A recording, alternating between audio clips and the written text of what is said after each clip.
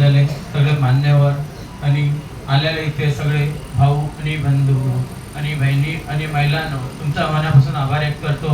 आज RPIच्या मीटिंगला आले आणि असा भरलेला हॉल असतो तर ते लई चांगला वाटतं. आणि ते ऑनली 22 आपले उमेदवारांची सीट दिलेली आहे. तर 101 हे सीट आहे मीरा भाईंदर मध्ये. त्यात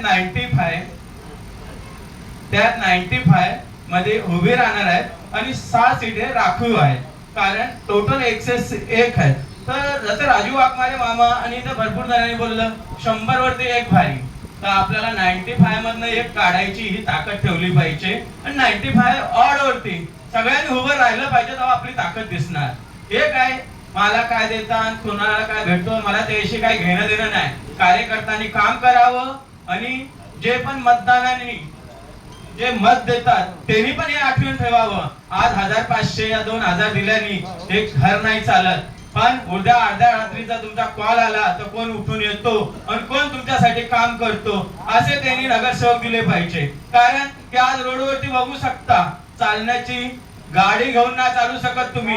गावाकडे सुद्धा एवढे खराब रस्ते नसतात जेवढे आधी ते बैलगाडी चालवायचे रस्ते बनले. तिथे आम्ही मोटरसायकल चालवतो, गाड्या खाली जातो आणि ऍक्सिडेंट होतो. तर ह्याचे जबाबदार हे मंत्री संत्री नाही आहेत, हे मतदाता आहेत. का की हे पैसे घेतात, ज्यांनी पैसे दिले त्यांच्याकडे फिरतात आणि म्हणून असे वोट आणि असे रस्ते आम्हाला भेटतात. असे रस्ते आम्हाला नाही भेटले पाहिजे. आज आमच्या समाजाचे जे आज नाही बोलले तर 22 फॉर्म भरायची तयारी चालू आहे, पण मी बोलतो 22 नाही. सेलेकर साहेबांना मी विनंती करेन 95 सीट वरती सगळे कार्यकर्ते उभे राहिले पाहिजे आणि सगळ्या वार्ड मधनं लोक उतरले पाहिजे. हे नाही पैसे नाहीत तर नाही उभे राहू शकत. तुम्ही कामं केलेत ना, तुमच्यावर भरोसा नाही.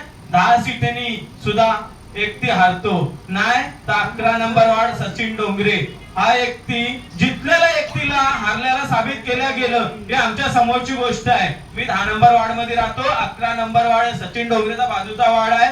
तो पण यावर उभा राहणार आहे. पण माझं म्हणणं हे आहे की जिथे 24 वार्ड मध्ये 4 सीट आहेत. राजू वाघमारेंनी मामाने असं सांगितलं की एक एकटी आम्ही उभं करतोय, त्याला तुम्ही वोट द्या. 3 कोणालाही द्या, पण एक आमच्या RPIच्या एकटीला द्या. तर तसंच झालं पाहिजे. ती कुणालाही गेले तर चालते. जसं आमच्या BJP, शिवसेना, राष्ट्रवादी यांची युती आहे, ते आम्हाला खरंच मदत करते का नाही. आणि नाही त्यांनी मदत केली तर आम्ही पण त्याला मदत करणार नाही. कारण की आम्ही कोणाच्या दबावामध्ये नाही आणि राहणार पण नाही. आम्ही RPI पक्षाचे कार्यकर्ते आहेत. बाबासाहेब आंबेडकरांनी काची अभ्यास केला ना, ते शाळेत बसून नाही केला, शाळेच्या बाहेर नाही केला. कारण आमच्या शाळेत बसण्याची ताकद नव्हती. त्या टायमाला आम्हाला कोणी हात नाही लावू द्यायचं. तर जेव्हा बाबासाहेब आंबेडकर 32 डिग्र्या शाळेच्या बाहेरही घेऊ शकतात, जसा आम्ही काय 95 मधनं एक घ्यायची आमची कॅपॅसिटी नाही आहे का, ती असली पाहिजे आणि आम्ही घेतलीच पाहिजे. 95 मधनं अगर आम्ही घेऊ पण नाही शकत तर त्यांना जितू पण नाही देऊ शकत. कारण की एक मतदानी ते लोक हारू शकतात, तर आम्ही त्यांना हरवायची ताकद ठेवतो. नाही तर त्यांनी आमचं महत्व हे जाणून घ्यावं, आम्हाला सामान्य न्याय द्यावं. गेल्या वर्षी जसं झालं 5 वर्ष पहिले राखीव सीट मधनं 1 सीट देणार बोलले, नाही दिलं, फिरवलं सेलेकर साहेबाला. तसं यावेळेस नाही चालणार. नरेंद्र मेहता साहेब या आपलं जे उद्धव गट साहेब, शिंदे गट साहेब या सगळ्यांना सांगणं आमचं आहे की गेल्या वेळेस फिरवलं, यावेळेस फिरणार नाही. यावेळेस तुम्हाला फिरवून टाकू. आमचा अधिकार आम्हाला द्या, नाहीतर तुम्ही फिरायला तयार राहा.